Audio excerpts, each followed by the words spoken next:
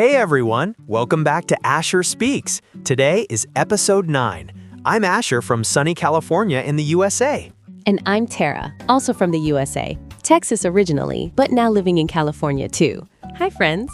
Today we are talking about something super common and useful, discussing dinner plans with your family. Yes, we're going to chat like real friends, slow and clear, so you can learn natural English. Grab a drink, sit down, and let's go. Okay, ready? Hey Tara, how's your morning going? Pretty good. I was just thinking about dinner already. How about you? Did you have breakfast? Yeah, I had coffee and toast. Simple. You know, mornings make me think about evenings too. Like, what's for dinner? Exactly. That's why today's topic is perfect. So Asher, tell me, how does your family talk about dinner plans? Well, every Sunday night we sit at the table after dinner and plan the whole week. My mom starts it. She says, "Okay team, what do we want to eat this week?" Oh, that sounds nice and organized. My family is the opposite. We talk about dinner at 5:30 p.m. when everyone is hungry and tired. Someone just yells, "What are we having tonight?" Oh no, that must be funny. Does it ever cause problems? Sometimes. Last week, my little brother said pizza. My dad said, no, too much junk food. My mom said, let's make salad. And I was like, can we please agree on something? Smiles and shrugs. I can picture it. In my house, my dad always wants barbecue. He says nothing beats grilled chicken and corn. But my sister is vegetarian now, so she says, "Dad, please, I can't eat that." Oh, that's sweet. How do you solve it? Do you vote? Yeah, kind of. We go around the table, everyone says one idea. Then we pick the one most people like. Last Sunday, my idea won, spaghetti with meatballs. Easy, and everyone eats it. Spaghetti is safe. I like that idea, going around the table. Maybe I can teach my family that. Totally. It makes everyone feel important, like their voice matters. You know what I love? When someone says, I was thinking of making tacos. It feels warm, like they cared enough to plan. Yes, exactly. My mom does that. Yesterday, she texted the family group. Hey guys, I was thinking about stir fry tonight. Anyone against it? A family group chat for dinner? That's smart. We don't have that. We just shout from the kitchen. Shouting works too sometimes. But the chat is nice because you can answer anytime. I was at work and just typed, yes, add extra broccoli for me. Broccoli? You really like vegetables. Guilty. Right?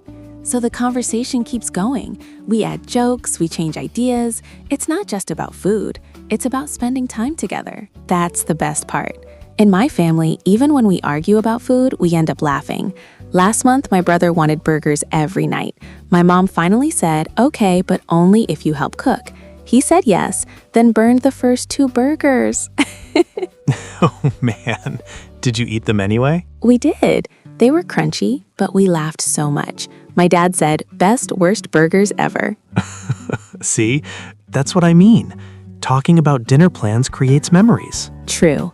It also helps with shopping. My mom always asks, what do we need from the store? If we don't plan, we buy the wrong things and waste money. Exactly. My family learned that the hard way. One time we planned nothing and bought only cereal and milk. Dinner was cereal. Not great. Cereal for dinner? My brother would love that. He probably would, but my stomach said no. You know, talking about dinner also shows we care. Like when I say, Mom, you cooked 3 nights in a row. Let me help tonight. She always smiles big. Aw, that's beautiful. My dad says the same thing to my mom. He'll say, honey, you pick tonight. I'll cook whatever you want. That's so sweet. My dad is still learning. He used to just say, whatever. Now he tries. Last week he asked, Tara, do you feel like pasta or rice? Small words, but they mean a lot. Yeah, simple questions make a big difference. What do you feel like eating? Any ideas for dinner? Should we order or cook? Those are perfect beginner phrases. Friends watching, write those down. Yes, practice them at home. Even if your family is small, just you and one person, ask anyway. Another tip, be honest but kind. Don't say, I hate your cooking.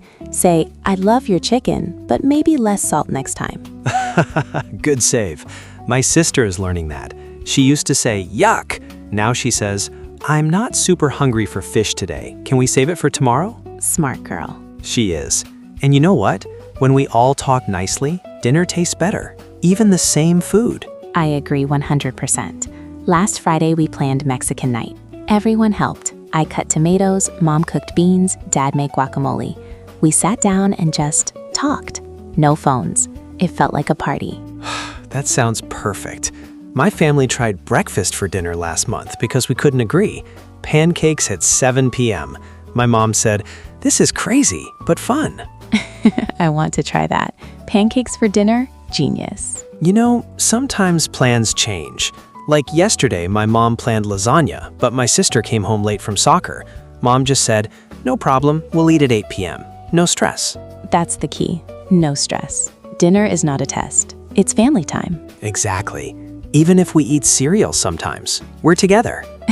True. So Tara, quick question for you. What's one thing you always say when you start the dinner talk? I usually say, "Hey guys, any dinner requests?" Short and easy. Nice.